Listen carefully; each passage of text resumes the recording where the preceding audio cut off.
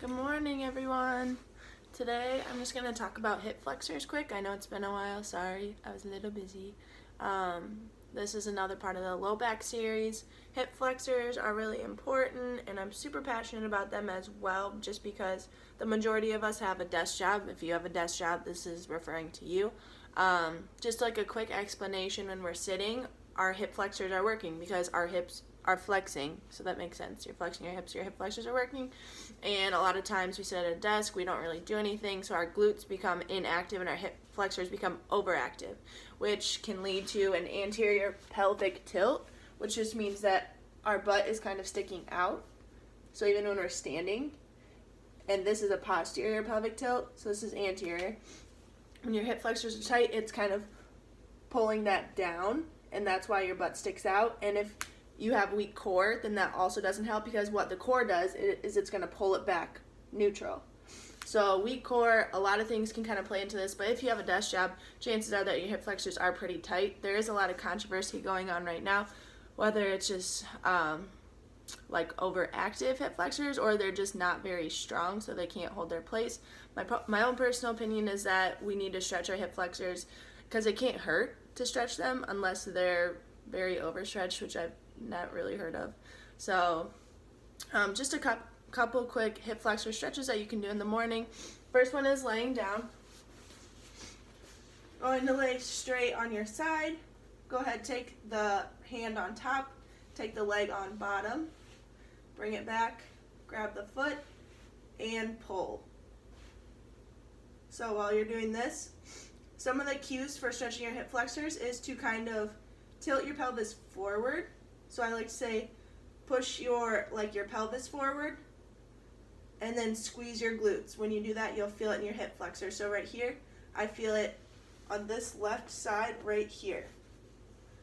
You should feel it kind of lateral from your belly button. Go ahead and just hold this 15 to 60 seconds, or as long as you can. I like this one because you can kind of relax. It's easy to do in bed. And then go ahead and switch. Again, lay on the side, hand on top, leg on bottom, grab, and pull. Tilt the pelvis forward, squeeze the glutes, and breathe.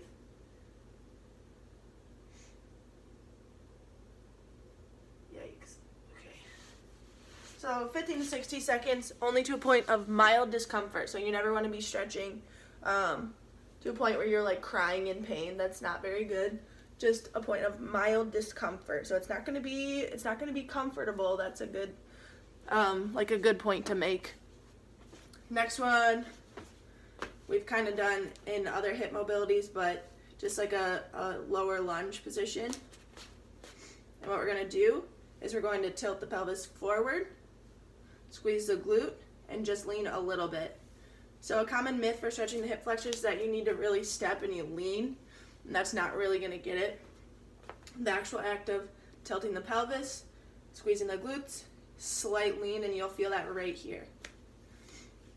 I know some people that just really don't feel it in their hip flexors, and if that's the case, wait for the next exercise.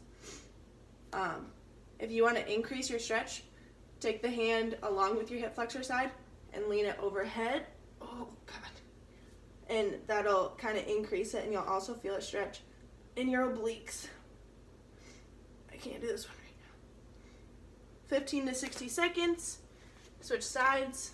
Again, tilt the pelvis forward, squeeze the glutes, lean slightly forward, and then I'm going to increase it right away because you guys know what's going on. Yikes. So that's the second one. Last one. You want to do right next to like a chair or something. Here, I'll turn the camera. Whoop. So this one, you're going to want to be kneeling next to something that's kind of high, like a chair. Put your leg up. So we're in this position. That was kind of awkward to get into.